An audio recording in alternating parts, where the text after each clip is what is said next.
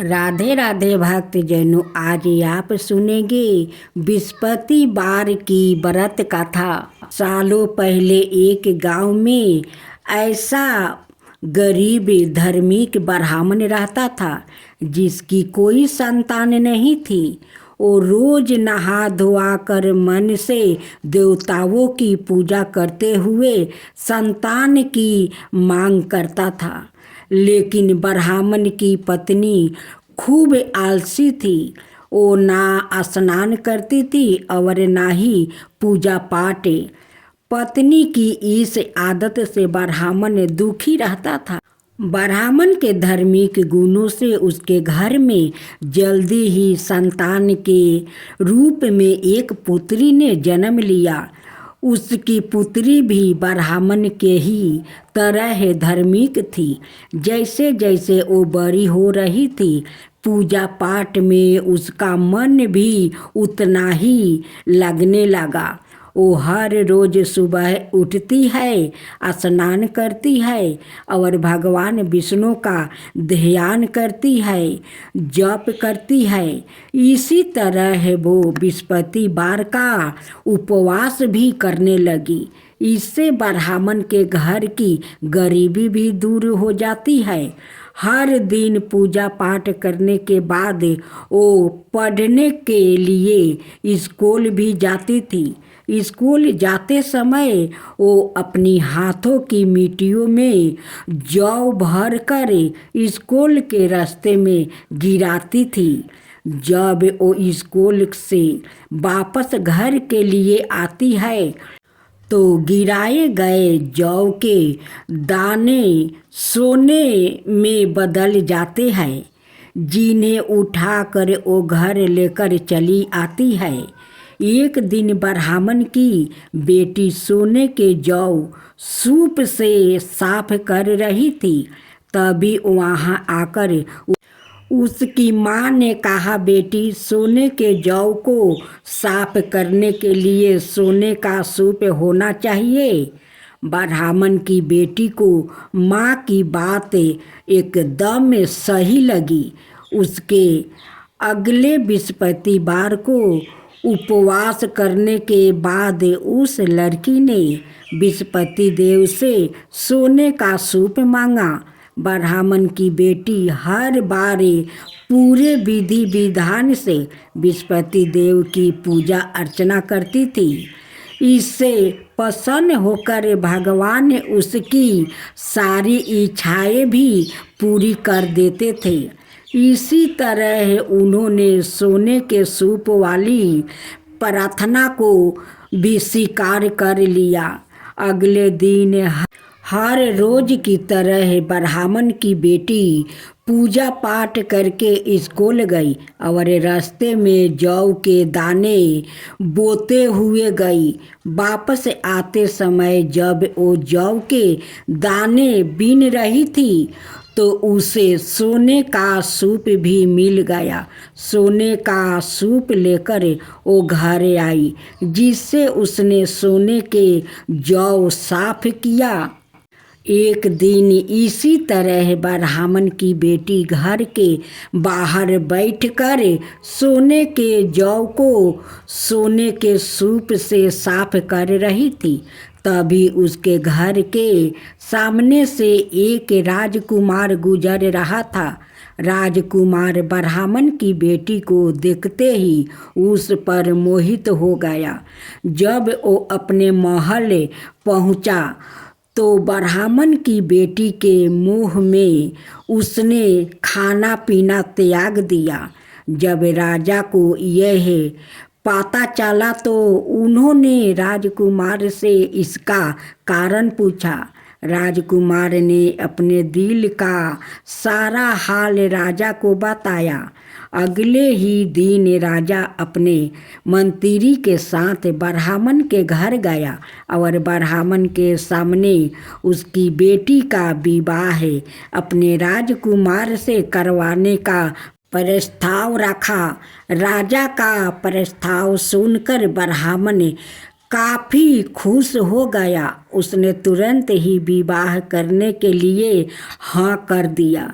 कुछ ही दिनों में राजकुमार और ब्राह्मण की बेटी की शादी हो गई। इधर ब्राह्मण की बेटी शादी होने के बाद अपने ससुराल चली गई। उधर ब्राह्मण फिर से गरीब होने लगा। उसके बुरा दिन दोबारा वापस आ गया। एक दिन ब्राह्मण अपनी बेटी से मिलने के लिए उसके ससुराल गया। पिता की हालत देखकर उसने बहुत सारा धन देकर ब्राह्मण को विदा किया। बेटी का दिया हुआ धन कुछ ही दिनों में खत्म हो गया और ब्राह्मण गरीब की वजह से परेशान हो गया।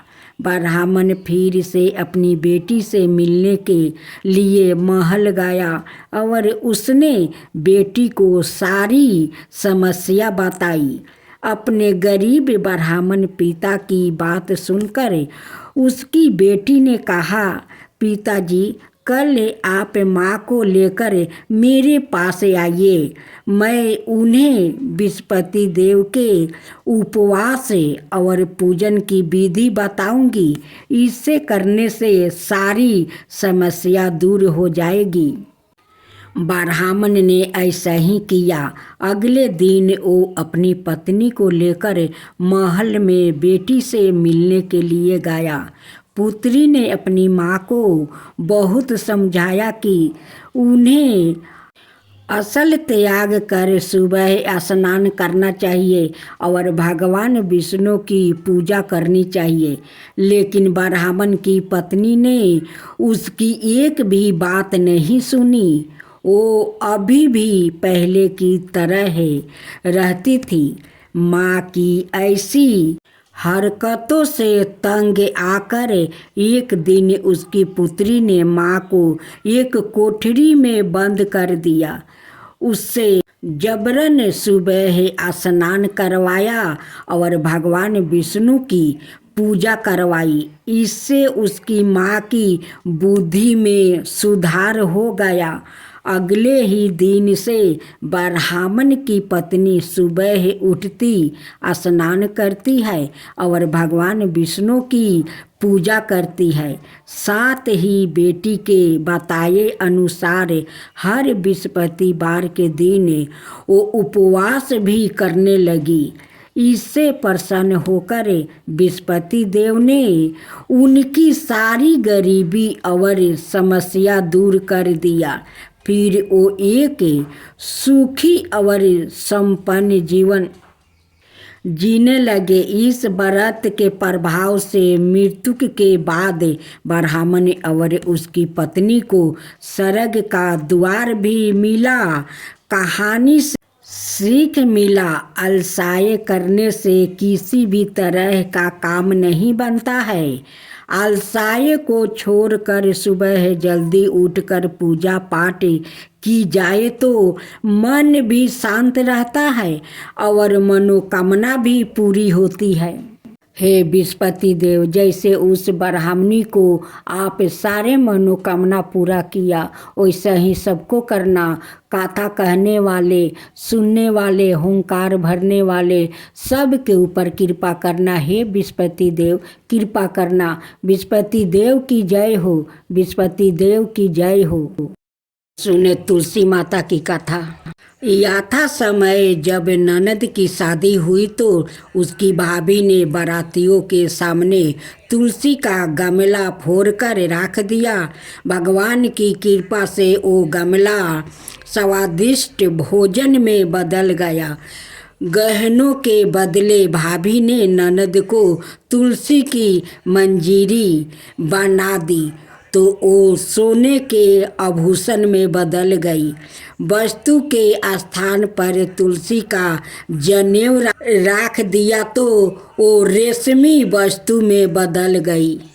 ससुराल में उसके दहेज के बारे में बहुत बड़ाई हुई। इस पर भाभी को बड़ा आश्चर्य हुआ और तुलसी जी की पूजा का महत्मिया उसकी समझ में आ गया। भाभी की एक लड़की थी, वो अपनी लड़की से कहती कि तू भी तुलसी की सेवा किया कर, तुझे भी बुआ की तरह फल मिलेगा। पर लड़की का मन तुलसी की सेवा में नहीं लगता था। लड़की के विवाह का समय आया तो भाभी ने सोचा, जैसे व्यवहार मैंने अपनी ननद से किया उसी के कारण उसे इतनी इज्जत मिली, क्यों ना मैं अपनी लड़की के साथ भी वैसा ही व्यवहार करूं। उसने तुलसी का गमला फोड़कर बारातियों के सामने रख दिया, परंतु इस बार मिट्टी मिट्टी ही रही। मंजीरी ओ पत्ते भी अपने पूर्व रूप में ही रह गया और जनेऊ जनेऊ ही रहा। सभी बाराती भाभी की बुराई करने लगा। ससुराल में सभी लड़की की बुराई कर रहे थे। भाभी ननद को कभी घर नहीं बुलाती थी।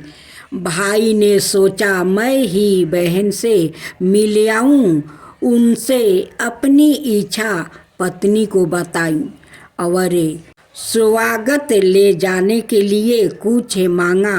भाभी ने थैले में जुआर भर कर कहा, और तो कुछ है नहीं, यही ले जाओ।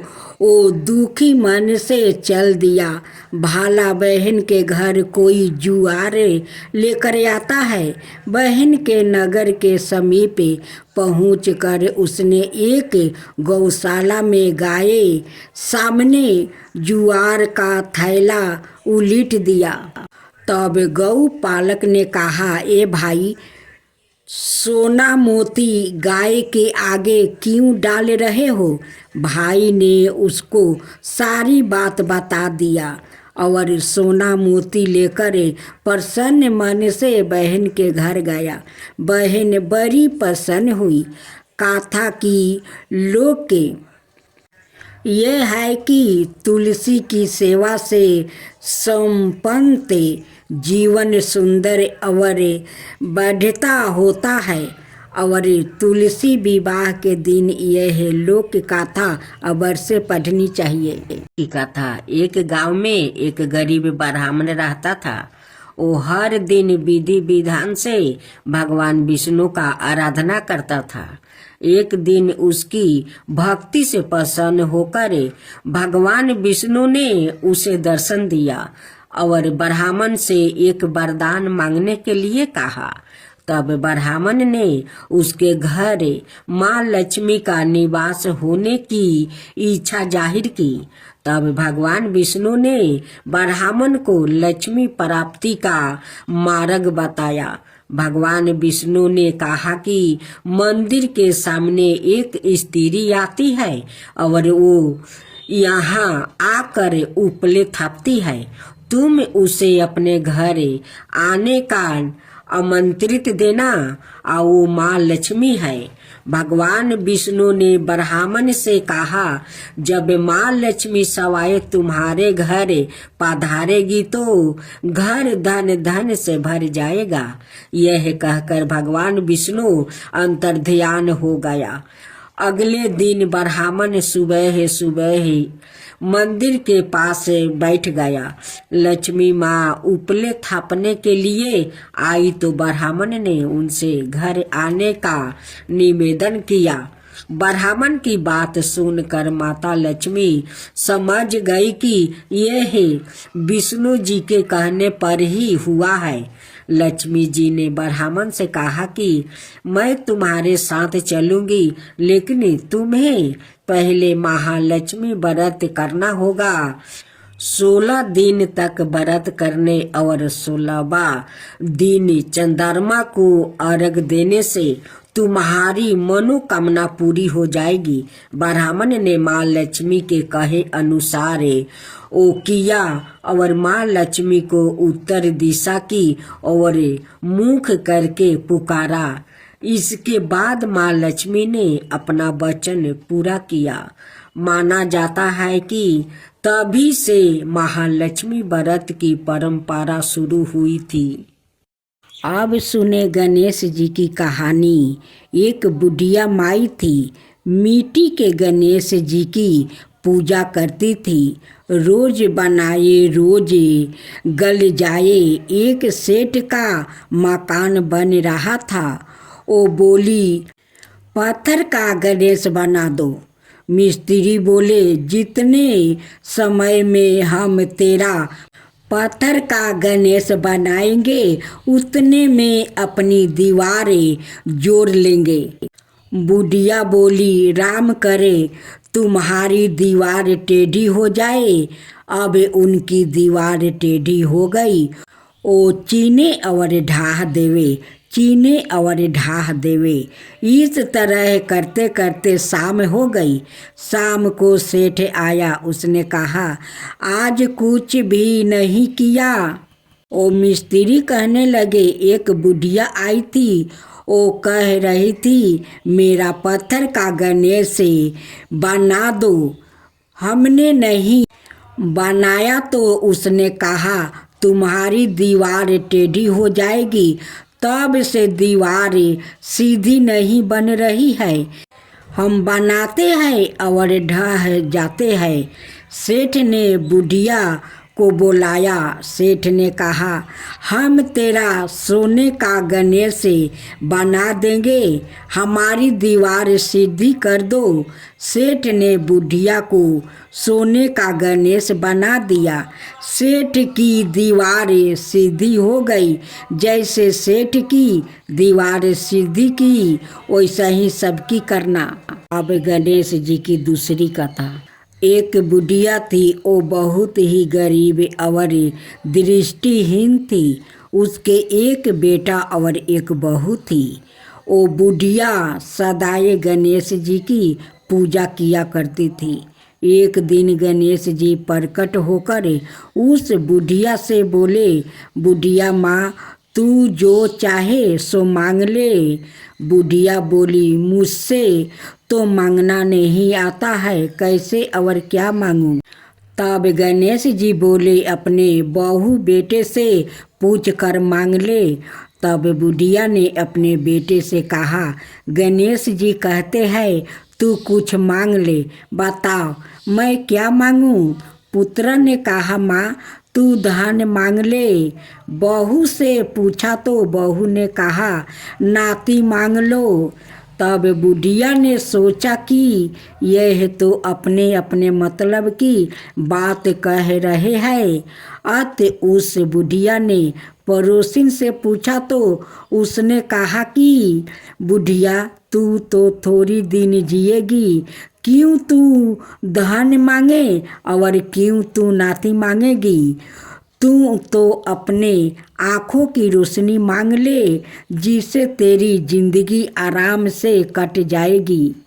इस पर बुढ़िया बोली, यदि आप हम पर प्रसन्न है तो मुझे 9 करोड़ की माया दे, निरोगी के काया दे, अमर सुहाग दे, आँखों की रोशनी दे, नाती दे, पोता दे और सब परिवार को सुख दे और अंत में मोक्ष दे। यह सुन कर तब गणेश जी बोले, बुढ़िया माँ, तूने तो हमें ठगा लिया। फिर भी जो तूने मांगा है वचन के अनुसार सब तुझे मिलेगा। और यह कहकर गणेश जी अंतर्ध्यान हो गए। उधर बुढ़िया माँ ने जो मांगा वो सब कुछ मिल गया। हे गणेश जी महाराज, जैसे तुमने उस बुढ़िया माँ को सब कुछ दिया वैसा ही सबको देना। अब सुने गणेश जी की खीर वाली कहानी। एक बुढ़िया थी। शाम के वक्त अपनी झोपड़ी के बाहर बैठी हुई थी। तभी गणेश जी वहाँ से पुकारते हुए निकले कि कोई मेरी खीर बना दो, कोई मेरी खीर बना दो। बुढ़िया बहुत कोमल हृदय वाली स्त्री थी। उसने कहा, बेटा मैं तेरी खीर बना देती हूँ। गणेश जी ने कहा, माई तेरे घर में से दूध और चावल लेने के लिए बर्तन ले आओ। बुढ़िया एक कटोरी लेकर जब झोपड़ी के बाहर आई तो गणेश जी ने कहा, तेरे घर का सबसे बड़ा बर्तन लेकर आओ।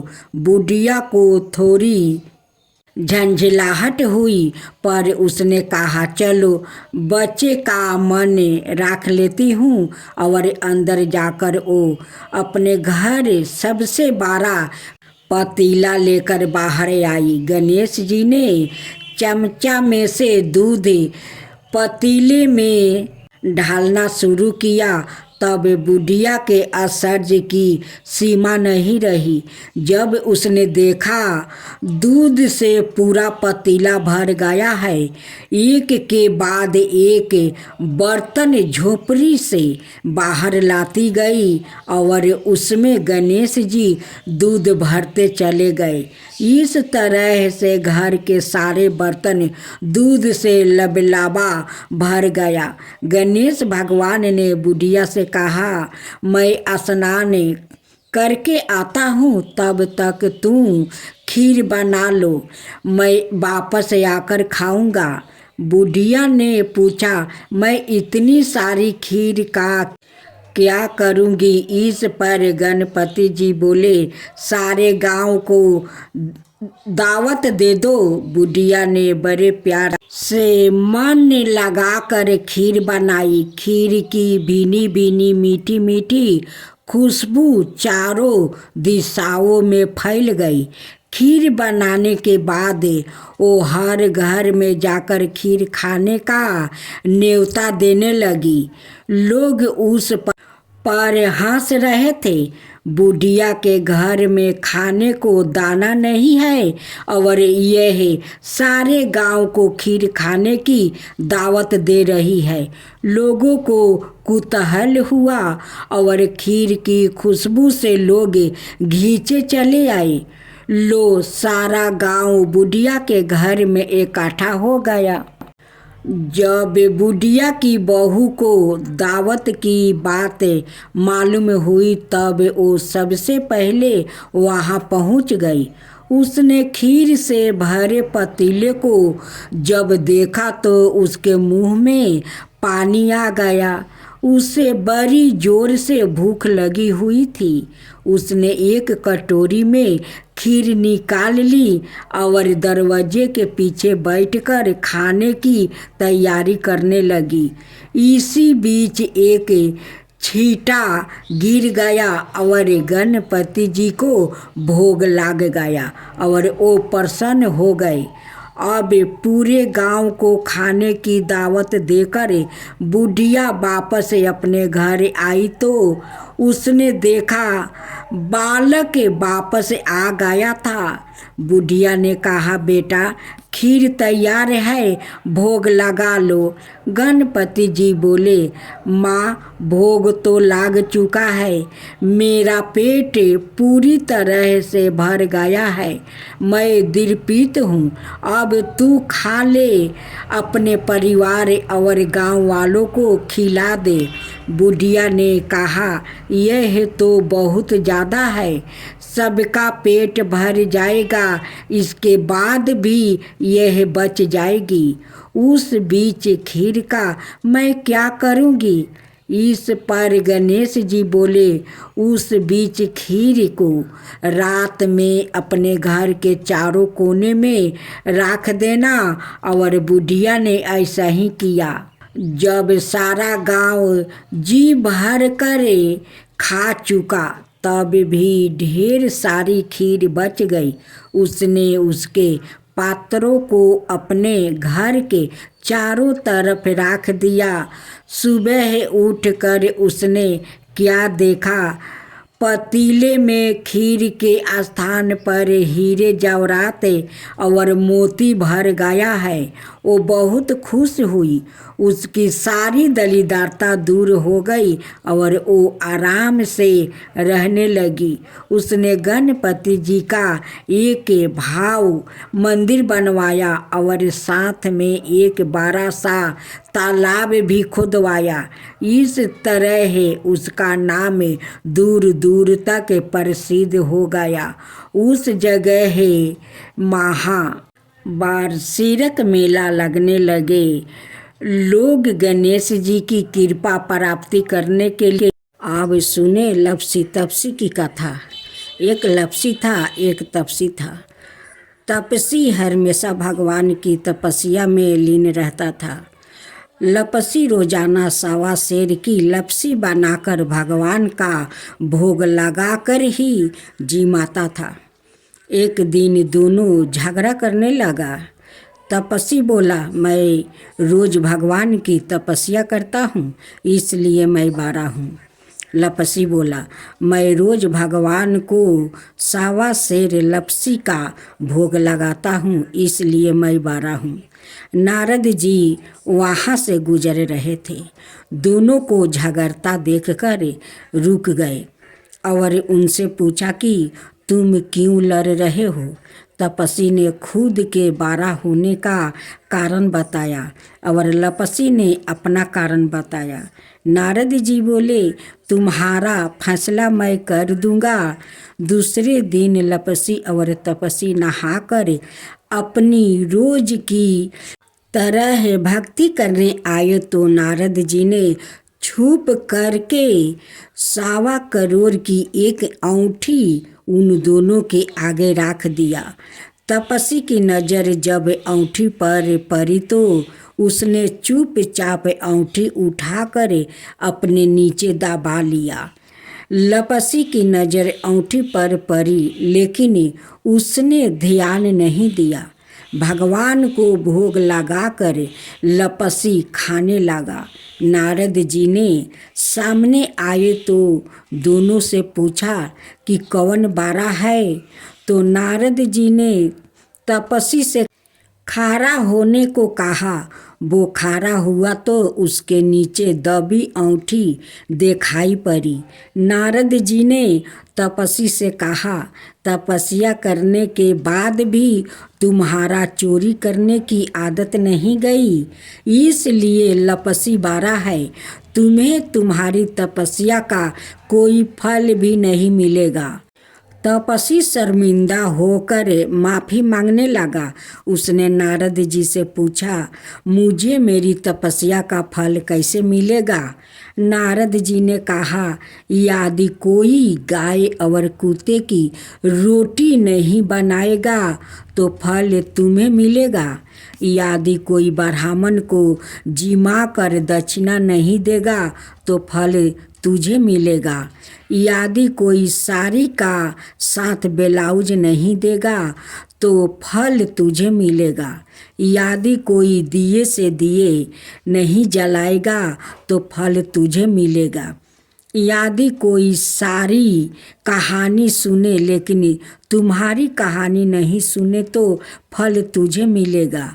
उसी दिन से हर व्रत कथा कहानी के साथ लपसी तपसी की कहानी भी सुनी और कही जाती है।